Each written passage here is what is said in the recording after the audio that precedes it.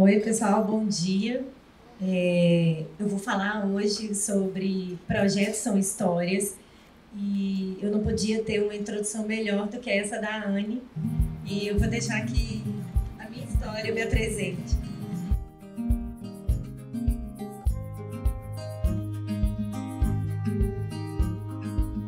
Imagine viver em um espaço conectado com quem você é, com as suas memórias afetivas, com a presença da natureza e cheio de histórias. Esse lugar pode estar bem perto de você. Eu sou Érica Medeiros e esse é o Inspira Casa.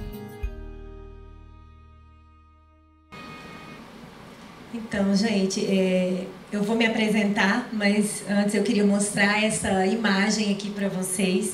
Muitos de vocês já devem conhecer um projeto que chama Life by Luffy, do Luffy Gomes, é um fotógrafo que ele viaja o mundo fotografando casas e contando histórias das pessoas que vivem nesses espaços. E eu acho que não há dúvida para ninguém que aqui realmente tem muitas histórias. Ou alguém aí tem alguma dúvida? Esse projeto é muito interessante, é um apartamento estúdio de uma estilista que chama Flávia Brunetti, é no centro de São Paulo. E esse apartamento, ela construiu o apartamento ao longo do tempo com um garimpo que ela realizou junto com o pai dela. E além desse garimpo, quase tudo que ela tem na casa dela foi presente que ela ganhou dos amigos. Então ela foi desenvolvendo essa casa dela com base em peças que elas traziam uma memória afetiva para ela. E é muito interessante, eu gosto de mostrar essa segunda foto que tem ali, que é um casal, é um lambe-lambe que ela projetou na porta de entrada do apartamento.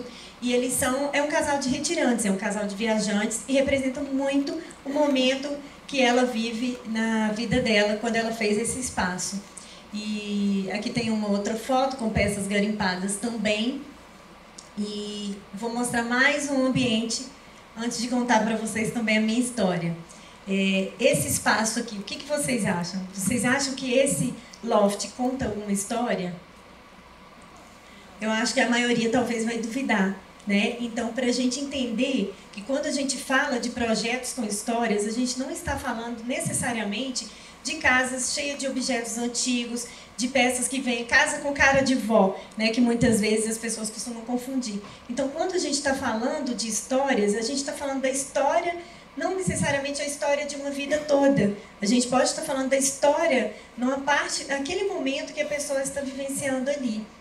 E esse loft é de uma jornalista, chama Valdir Carelzi, ela mora em Joanesburgo, ela é correspondente de uma TV local, ela viaja o mundo inteiro e ela procurou durante muito tempo, ela passou um tempo de trabalho viajando e vivendo em vários lugares. E quando ela escolheu esse loft para ela morar, é uma antiga fábrica de foguete. Então, para a gente pensar que a história também acompanha a história do lugar. Nesse loft, ela manteve toda a estrutura das vigas antigas. Você vê que passa até a tubulação da ventilação está aparente. E manteve o piso, descascou algumas paredes. E a gente pode até achar, talvez eu não viveria ali, você não viveria ali, mas ela sente uma relação muito próxima com esse espaço. E ela manteve a maioria das paredes brancas. A gente pode ver, né, eu convido vocês, fazendo aqui uma propaganda do Luffy, que é um querido, convido vocês a verem o vídeo, ele é muito emocionante, o vídeo dessa história, e tem um fundamento, essas paredes todas estarem em branco, porque ela entende que a casa é um reflexo de quem ela é. Então, essa casa está em branco, assim como ela também está em construção. Então, durante todo esse tempo, ela vem descobrindo coisas pela casa dela, por onde ela mora, como ela também vai descobrindo dentro dela mesma. E só para ilustrar aqui um item interessante, que eu achei curioso, na verdade, ela mantém um pole dance ali ao lado da máquina, a imagem não dá muito para ver, mas ela mantém um pole dance saindo da porta do quarto dela. E as pessoas, quando chegam na casa dela, costumam perguntar: você é dançarina? Principalmente quando é alguém de trabalho que vai na casa dela. Ela fala: não, eu utilizo o pole dance para exercício físico, inclusive fortalecimento da autoconfiança. Então, às vezes, a gente julga muito por algo que a gente vê sem a gente aprofundar. E ela colocou exatamente na porta do quarto dela, para que ela se lembre todos os dias, quando ela vai sair para trabalhar, que ela é alguém além daquela profissional. Então, eu achei isso muito forte, foi uma coisa que me tocou demais, por isso que eu escolhi esses 2 projetos para começar a nossa conversa aqui, e sob um olhar de uma mesma pessoa, mas para a gente ver que tem óticas diferentes e casas diferentes também. Então, aqui, essa é uma frase que acompanha muito a referência do meu trabalho. Os espaços, para mim, devem traduzir quem são as pessoas, a personalidade, a alma de cada um. E a gente só vai conseguir traduzir isso nos nossos projetos se a gente começar a ouvir mais o nosso cliente. Eu não poderia ter uma introdução melhor do que tudo que a Anne falou aqui, que quando ela começou a falar que ela tem um aspecto lúdico que, na vida dela, então eu fiquei imaginando assim, como que eu projetaria a casa da Anne, de verdade, viu, Anne? Então, assim, eu acho que, eu costumo dizer, né, já entrando um pouco na minha história, eu não poderia falar aqui de projetos são histórias sem contar a minha própria história. Eu sou designer de interiores, há 12 anos eu atuo nessa área, sou a criadora do Inspira Casa. Vou falar um pouquinho do Inspira Casa mais à frente. E a minha primeira formação, sou administradora de empresas e trabalhei 8 anos no mundo corporativo, nas áreas de gestão e marketing. Então, tudo que eles falaram aqui foi super importante, porque reforça essa questão da gente tratar o nosso negócio como um empreendedor mesmo, né? E as minhas origens, eu nasci no Nordeste, eu nasci em Natal, eu moro aqui em Belo Horizonte há 21 anos, agora, essa semana, está fazendo. E eu nasci muito próximo de uma cultura que é muito pobre, isso vi muito de perto, graças a Deus não cheguei a vivenciar, mas eu vi isso tudo muito de perto. E, ao mesmo tempo, umas origens que são muito relacionadas ao trabalho feito à mão. O nordestino ele tem muito essa coisa do trabalho feito à mão. E a minha família, os avós da minha mãe, elas teciam redes. Então, elas já tinham um trabalho manual. E a minha ligação com o feito à mão, com o trabalho manual, é muito forte. Isso reflete também no meu trabalho. E eu tinha um sonho de ser auto-executiva de uma empresa. E, junto com esse sonho, isso quando eu era criança, junto com esse sonho, eu imaginava, eu gostava muito de escrever. Eu tinha um amigo imaginário, eu escrevia, eu contava histórias para ele. Então, a minha mãe começou a me inscrever em concursos literários, porque eu escrevia umas histórias que ela não imaginava de onde que saíam isso. Então, a história sempre esteve muito presente na minha própria história. Em algum momento eu deixei isso morrer, eu não sei por que eu não virei escritora, né? Talvez, quem sabe, algum dia. Mas essa questão do ser uma executiva falou um pouco mais alto. E eu comecei a buscar. E eu tive uma oportunidade, foi quando eu vim para Belo Horizonte, eu tive uma oportunidade. E meu último emprego, né, para encurtar um pouco aí essa história, meu último emprego formal, eu era executiva, eu cheguei quase lá onde que eu imaginava que eu iria chegar. Eu coordenava marketing de 60 filiais de uma multinacional francesa. Então, eu realmente, assim, cheguei muito próximo, talvez realizei o meu sonho, mas eu não imaginava que o meu sonho não era aquele. Então, quando eu cheguei nesse lugar, e eu tive um problema sério de saúde, pela aceleração que a gente tem no mundo corporativo, e quando eu tive esse problema, eu pedi demissão, eu joguei tudo para o alto, e eu fui me conectar comigo mesma, olhar para dentro de mim e redescobrir quem eu era. E aquelas questões que estavam adormecidas em algum lugar na minha história. E eu gosto de exemplificar essa questão do renascimento com essa flor, né, a dente de leão. Isso representa muito quem eu sou. Eu me vejo muito nessa flor. Não é à toa que uma semente do dente de leão é o símbolo do Inspira Casa. Né? Às vezes, quem já conhece, já acompanha o meu trabalho por aqui, pode já ter visto, mas não sabe de onde veio. Mas a flor dente de leão, ela é uma coisa delicada, ela é leve, mas ao mesmo tempo ela é muito forte, ela é muito resistente. A gente não acha flor dente de leão no jardim bem cuidado. A gente acha dente de leão no meio da calçada, se a gente estiver passando pela rua. A gente acha dente de leão no meio da calçada, né? A gente acha dente de leão no meio do mato mal cuidado. Então é isso, fui olhando para dentro da minha essência que eu redescobri uma paixão pelo design de interiores. eu não sabia, mas eu gostava, não lembrava, né, na verdade, mas eu gostava muito de montar casas. Então, assim, conversando com meus pais e num mergulho profundo de autoconhecimento, eu fui descobrindo a minha paixão pelo design de interiores.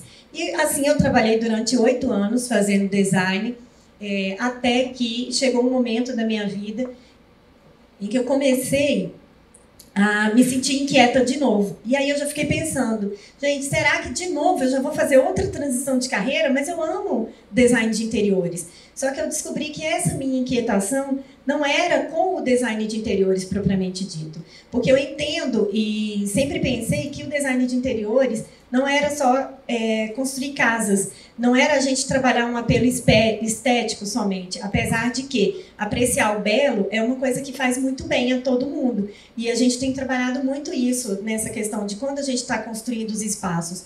Mas esse conceito de belo, ele é diferente para cada pessoa. Então, assim, o belo não é o esteticamente perfeito, né? É o que a Anne mesmo falou. O belo, ele depende da visão de cada um. É igual às palavras. Eu posso estar aqui falando e cada um de vocês aqui vai receber de uma forma diferente. Porque esse apreciar a beleza, esse ouvir, ele depende também do momento que cada um que está ouvindo, que está vendo, está vivenciando. Então, a partir daí, eu comecei com essa inquietação e foi quando nasceu o Inspira Casa. Através dessa busca, mais uma vez, renascimento dentro da minha própria profissão. E o Inspira Casa, ele nasceu, o meu primeiro post foi no dia 4 de outubro de 2014, e ele era como uma espécie de diário. Eu tinha vergonha de falar e mostrar o Inspira Casa para as pessoas, principalmente meus colegas profissionais, arquitetos e designers de interiores, porque eu falava assim, algumas poucas pessoas que eu comecei a comentar, elas viravam para mim e falaram assim, nossa, mas isso é meio sonhador, né? Você imaginar que a casa das pessoas possam ter a cara delas. Eu já lá atrás já começava a falar sobre a gente buscar uma vida com mais leveza, sobre a gente ter sentido naquilo tudo que a gente coloca na nossa casa. E aí as pessoas torciam muito o nariz para mim, pessoas próximas. E aí eu falei assim, não, gente, então não deixa isso aqui só comigo, em algum dia isso vai fazer algum sentido. E eu continuei persistindo. Até que em 2017 a 2018, em 2017 especificamente, eu decidi que eu não queria mais fazer os projetos como alguns dos que eu fazia no meu escritório. Eu tinha projetos que já seguiam essa linha e eu tinha projetos de clientes que queriam a casa simplesmente pensando no outro. Ele queria a casa não para ele viver, ele queria a casa para mostrar. Então foi quando em 2017 eu fechei meu site, Érica Medeiros, eu mudei o meu nome realmente de mercado, porque até então eu tinha o Inspira Casa e eu tinha Érica Medeiros, design de interiores. Então até a Anne estava falando sobre a construção da marca. Para mim foi uma opção virar Inspira Casa, por quê? Porque foi essa reconstrução, na verdade uma desconstrução do trabalho que eu fazia inicialmente com a Érica Medeiros. Então, assim, eu ressignifiquei nos meus projetos o que eu acho que é luxo, né? Eu fui buscando uma linha de atuação e hoje eu fui conquistando o meu próprio mercado. E em 2017 a 2018 foi a fase que o Inspira Casa mais cresceu. Eu comecei a desenvolver não só como blog, e também o Inspira Casa deixou de ser blog, virou um site, e através desse site que estão hospedados todos os meus serviços. Então ele é uma plataforma de serviços de decoração também, não só de produção de conteúdo. E através dessa linha que a gente segue, né, de buscar a história de cada um e traduzir nas casas. E agora, no final de 2018, eu lancei o canal no YouTube, aquele vídeo que eu passei aqui no início, foi o vídeo de abertura do canal. E eu lancei o vídeo, assim, eu achei super bacana a história da Monique, que ela é uma pessoa super determinada. Então eu imagino, assim, eu também tenho essa persistência muito forte em mim. E quando eu decidi lançar o canal no YouTube, que eu contratei uma produtora e eu fiz aquele vídeo, eu não tinha nenhum outro vídeo. Eu lancei o canal sem ter nenhum vídeo. E aí, o que eu fiz? Eu comecei a produzir outros vídeos e 30 dias depois do dia que eu lancei o meu canal, eu já tinha alguns projetos de vídeos para publicar numa sequência. E aí eu perdi meu pai. E nesse momento que eu tive a perda do meu pai, aí foi um outro momento de reconexão comigo mesmo, de buscar a minha essência e pensar. E aí eu fui rever esses vídeos e eu falei, gente, isso não faz mais sentido. Eu não quero ficar falando dessas coisas que eu gravei aqui. E eu engavetei um pouco o projeto do YouTube. Se vocês procurarem Inspira Casa no YouTube, só vai ter aquele vídeo lá mesmo que vocês já viram hoje. E esse é o meu grande desafio agora para 2019. Tem algumas coisas que a gente já está produzindo aí, mas eu prometi que dessa vez eu só vou falar quando ele já estiver no ar, né? Então, é isso. E a gente vem trabalhando sobre essa questão do design com histórias. O que obviamente, é design com histórias? É a gente ter a relação das pessoas com os espaços. Então, não adianta nada eu falar assim, vamos contar uma história. E com quem a gente vai construir essa narrativa, se não com os nossos clientes? Né? Então, é a gente trabalhar junto com ele. O projeto ele é construído em conjunto com os nossos clientes, não tem outro jeito de trabalhar. E eu costumo começar pela ideia do briefing. Na primeira conversa que eu tenho com o meu cliente, qual é a primeira pergunta que eu faço para ele? Se é um cliente de casa, eu pergunto para ele, o que é casa para você? Às vezes as pessoas até assustam, assim, né? Hoje já não tanto mais, porque através do trabalho de comunicação que eu venho fazendo no Inspira Casa, eu tenho atraído realmente muitos clientes pelo meu Instagram. A Anne falou sobre a gente trabalhar eu não tenho assessoria de imprensa, então a minha comunicação sou eu que faço. Eu resgatei minha paixão pela escrita, escrevendo todos os textos que eu faço do Instagram. Todos eles são feitos por mim em momentos de inspiração. E essa questão de perguntar para o meu cliente hoje o que é casa para você, muitas vezes não sabem dizer.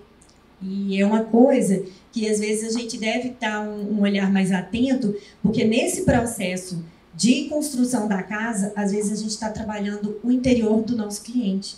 E é muito sério isso, por isso que eu quis trazer, tem até um dado que eu vou mostrar aqui para vocês, de uma pesquisa que foi publicada na revista Exame em novembro de 2018.